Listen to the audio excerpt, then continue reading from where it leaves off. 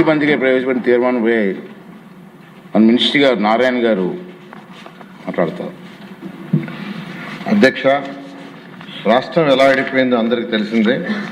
ఆ రోజు రాష్ట్రాన్ని విడగొట్టొద్దని రాష్ట్ర ప్రజలందరూ నెత్తినూరు కొట్టుకుని విన్నవించిన గత పాలకులు వారి రాజకీయ లబ్ధి కోసం రాష్ట్రాన్ని రెండుగా విడగొట్టడం జరిగింది.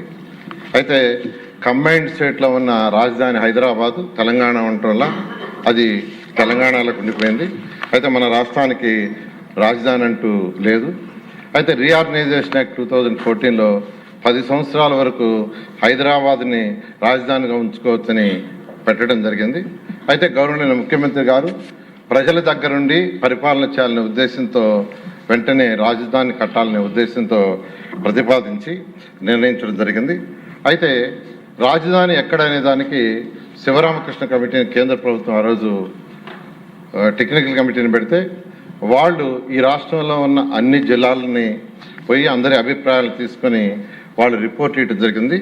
ఆ రిపోర్ట్లో ముఖ్యంగా అనేక మార్గాల్లో వాళ్ళు తీసుకున్న రిపోర్ట్లో 5380 మంది దగ్గర అభిప్రాయం సేకరిస్తే ఈ అభిప్రాయంలో ఎక్కువ మంది అంటే 11,156 మంది విజయవాడ గుంటూరు మధ్య క్యాపిటల్ సిటీ ఉంటే బాగుంటుంది ఇవ్వటం, విజయవాడ దగ్గర 663 మంది, విశాఖపట్నం దగ్గర 507, గుంటూరు దగ్గర 372, కర్నూలు 360, ఒంగోలు 265, రాజమండ్రి 139, తిరుపతి 113, దొనకొండ 116 మంది, మిగిలిన డిఫరెంట్ ప్లేస్లో 1037 మంది అభిప్రాయం వెలువిచ్చారు. అధ్యక్ష, ఎక్కువ మంది వెలుగుచ్చింది విజయవాడ గుంటూరు మధ్య క్యాపిటల్ సిటీ ఉండాలని నిర్ణయించడం. అయితే శివరామకృష్ణ కమిటీ రాష్ట్ర ప్రభుత్వాన్ని నిర్ణయించుకుని ఫైనల్గా దాంట్లో చెప్పడం, గౌరవనీయ ముఖ్యమంత్రి గారు అన్నీ ఆలోచించి రోడ్డు మార్గము, రైలు మార్గము, విమాన మార్గాలు, అదేవిధంగా ఓడరేవులు దగ్గరగా ఉండేటట్టుగా,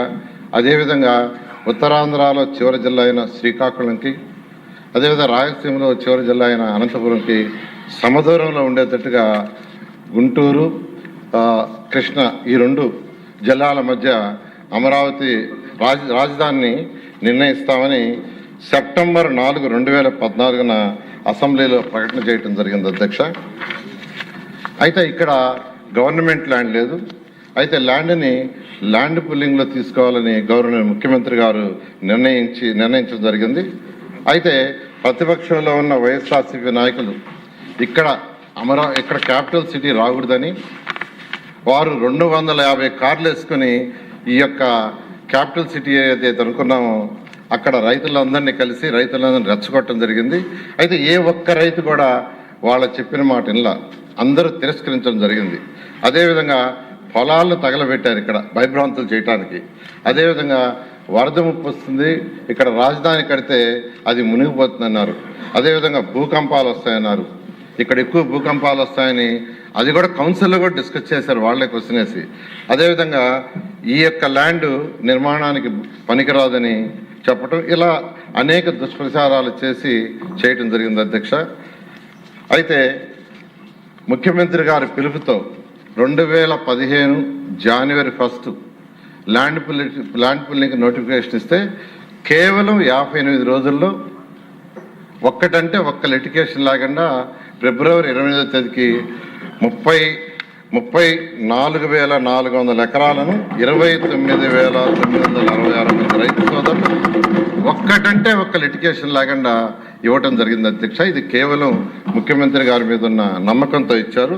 అయితే ఈ వినూతన ల్యాండ్ పుల్లింగ్ ప్రపంచంలో ఇంత లార్జ్ స్కేల్లో ఒక్క లిటిగేషన్ లేకుండా బహుశా జరిగింది మన యొక్క అమరావతిలోని. అధ్యక్ష, అయితే రైతు సోదరులకు ఆ రోజు వాళ్ళందరితో కూర్చొని అనేక దఫాలు డిస్కస్ చేసి ఒక అగ్రిమెంట్, అంటే ల్యాండ్ని డెవలప్ చేసిన తర్వాత జరీబ్ ల్యాండ్ అయితే 1000 చదరపు అడుగులు రెసిడెన్షియల్, 450 చదరపు అడుగులు కమర్షియల్, నాన్ జరీబ్ అయితే 1000 చదరపు అడుగులు రెసిడెన్షియల్, 250 చదరపు అడుగులు కమర్షియల్ ఇచ్చేటట్టుగా, అంతేకాకుండా 10 సంవత్సరాల పాటు వాళ్ళకి యాన్యుటీ ఇచ్చేటట్టుగా, జరీబ్ అయితే 50,000, నాన్ జరీబ్ 30,000 ఇచ్చేటట్టుగాను, అంతేకాకుండా ప్రతి సంవత్సరం నాన్ జరీబ్కి 3,000 పెంచేటట్టుగా, జరీబ్కి వచ్చి 5,000 పెంచేటట్టుగా ఆ రోజు గవర్నర్ ముఖ్యమంత్రి గారితో వాళ్ళందరూ డిస్కస్ చేసి రైతు సోదరులందరూ నిర్ణయించారు. దాన్ని ముఖ్యమంత్రి గారు యాక్సెప్ట్ చేయటం, రైతు సోదరులకు అంతేకాకుండా రుణమాఫీ,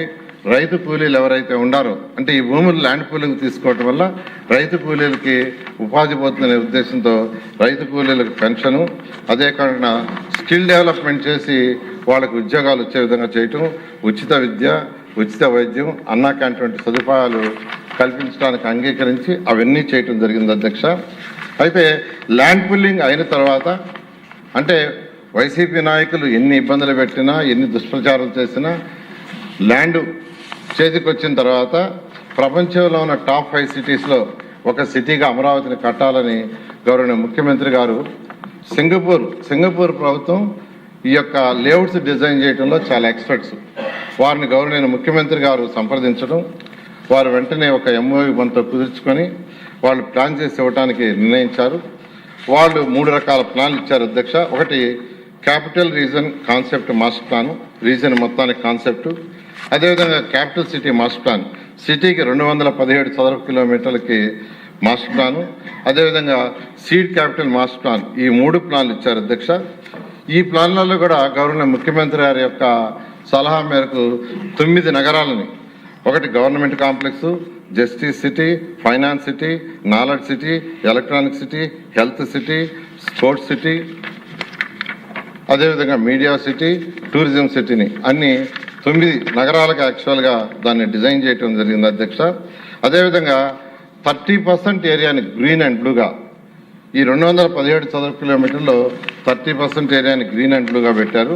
ఆ విధంగా యాక్చువల్గా ఈ యొక్క ప్లాన్ని వాళ్ళు ఇవ్వటం జరిగింది అధ్యక్ష. అయితే ఇందులో 27 టౌన్షిప్లు కూడా పెట్టారు. ప్రతి టౌన్షిప్కి పార్కులు, స్కూల్స్, హాస్పిటల్స్, కమర్షియల్ కంపెనీ తోటి అనేక సదుపాయాలు యాక్చువల్గా చేయటం జరిగింది అధ్యక్ష. అదేవిధంగా ఐకానిక్ బిల్డింగ్స్ కట్టాలనే ఉద్దేశంతో ప్రపంచంలో ఇందులో 350 కిలోమీటర్ల ట్రంక్ రోడ్స్, 1500 కిలోమీటర్ల లేఅవుట్స్ రోడ్స్. అయితే ఈ యొక్క ఏదైతే ఇక్కడ మనం లేఅవుట్స్ రోడ్స్ వేస్తున్నామో అవి ఇంటర్నేషనల్ స్టాండర్డ్లో ఉండాలని గవర్నర్ ముఖ్యమంత్రి గారు చెప్పటం, దాంతో యూజీడీ టోటల్ సిటీకి 217 చదరపు కిలోమీటర్లకి UGD, water lines, electrical ducts, భూమి లోపల ఎలక్ట్రికల్ లైన్స్ ఉండాలి, ఓపెన్గా ఉండకూడదని గవర్నర్ ముఖ్యమంత్రి గారు ఇచ్చిన డైరెక్షన్తో చేయడం జరిగింది అధ్యక్ష. అదేవిధంగా ఐసీటీ లైన్స్ కూడా భూమి లోపల వేయటం జరిగింది. ఫుట్పాత్లు, సైకిల్ పాత్లు, అదేవిధంగా బీఆర్టీఎస్ రోడ్లు, ఇవన్నీ యాక్చువల్గా డిజైన్ చేయడం జరిగింది అధ్యక్ష. అదేవిధంగా అడ్మినిస్ట్రేటివ్ కోసంగా 5 ఐకానిక్ బిల్డింగ్స్ని 40 అంతస్తులు, 45 అంతస్తులు లోపల వేయటం జరిగింది. ఫుట్పాత్లు, సైకిల్ పాత్లు, అదేవిధంగా బీఆర్టీఎస్ రోడ్లు, ఇవన్నీ డిజైన్ చేయడం జరిగింది అధ్యక్ష. అదేవిధంగా అడ్మినిస్ట్రేటివ్ కోసంగా 5 ఐకానిక్ బిల్డింగ్స్ని 40 అంతస్తులు, 45 అంతస్తులు. రాష్ట్రంలో ప్రజలకి పరిపాలన సులువు చేయాలి. ఎవరైనా పనుండి ఒక మంత్రి దగ్గరికి వస్తే మళ్ళీ ఒక దగ్గర మంత్రి గారు ఉంటే వారిని కలవటం, సెక్రటరీ ఇంకో దగ్గర ఉంటే కలవటం, హెచ్ఓడి ఇంకో దగ్గర ఉంటే కలవటం, ఇదంతా ఇబ్బంది అవుతుంది. అందరూ ఒకే దగ్గర ఉండాలా, ఒకే బిల్డింగ్లో ఉండాలా, ఒకే ప్లేస్లో ఉంటే ఏదైనా పని కోసం వచ్చినప్పుడు వాళ్ళు వెంటనే వాళ్ళని కలిసి పని చేసుకోవడానికి సులువుగా ఉంటుంది, పరిపాలన సులువుగా చేయగలమనే ఉద్దేశంతో ఈ ఐకానిక్ టవర్స్ని యాక్చువల్గా గవర్నర్ ముఖ్యమంత్రి గారి ఆదేశంతో యాక్చువల్గా వాటిని డిజైన్ చేయడం జరిగింది అధ్యక్ష. అదేవిధంగా న్యాయమూర్తులకు, మంత్రులకు, సెక్రటరీలకు, తర్వాత బంగాళాలు, ఆల్ ఇండియా ఆఫీసర్స్, ఎమ్మెల్యేలు, ఎమ్మెల్సీలకు, గజిటెడ్, నాన్ గజిటెడ్ ఆఫీసర్లకి అందరికి కూడా అపార్ట్మెంట్లు అన్నీ కలిపి 4026 నివాసాలకు టెండర్లు పిలవటం జరిగింది అధ్యక్ష. వీటన్నిటినీ గౌరవనీయ భారత ప్రధాని గారి యొక్క చేతుల మీద యాక్చువల్గా శంకుస్థాపన చేయటం జరిగింది అధ్యక్ష. అయితే అధ్యక్ష 2019లో ప్రభుత్వం మారిన తర్వాత విజయవాడ, గుంటూరు మధ్య రాజధానికి ఎటువంటి అభ్యంతరం లేదని 2019 ముందు ప్రతిపక్షంలో ఉన్న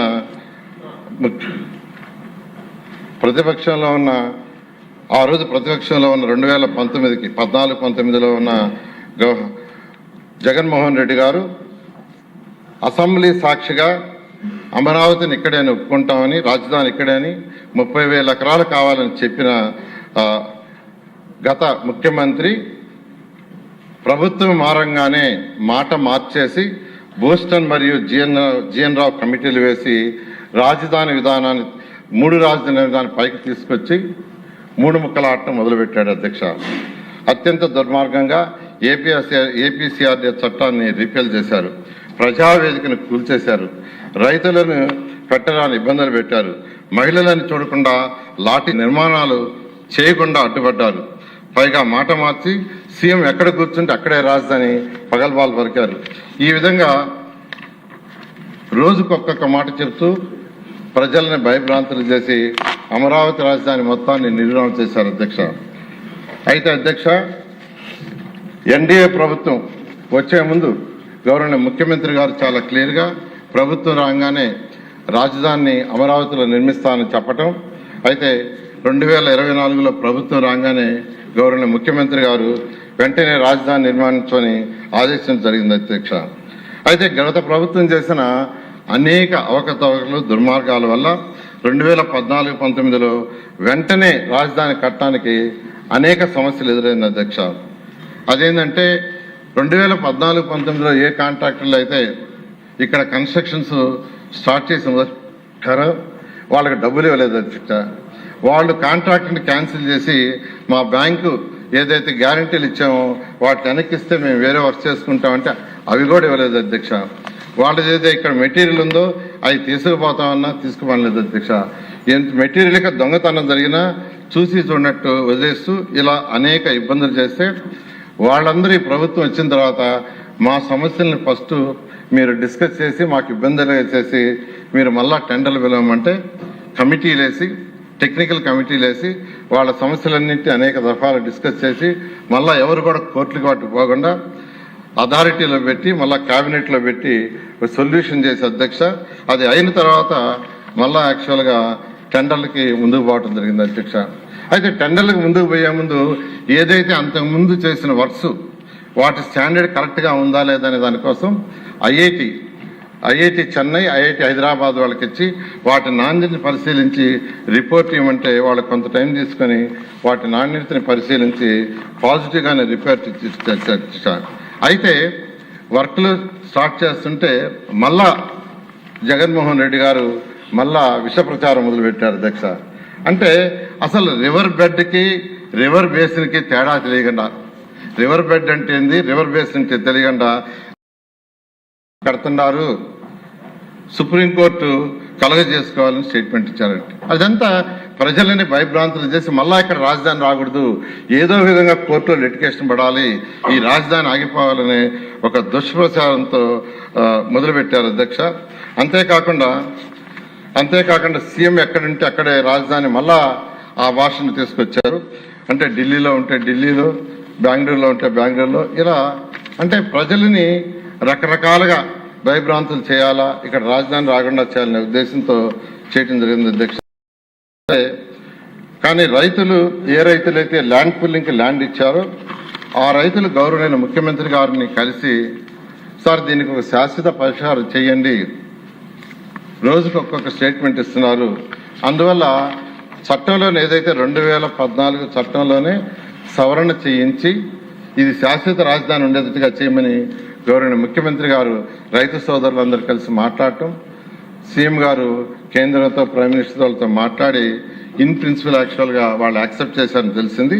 అయితే దీనికి సంబంధించి మన శాసనసభ సవరణలు చేయాల్సింది, దానికి గౌరవనీయ ముఖ్యమంత్రి గారు ప్రవేశపెట్టిన తీర్మానం ఏదైతే ఉందో నేను దాన్ని ఆమోదిస్తున్నాను అధ్యక్ష.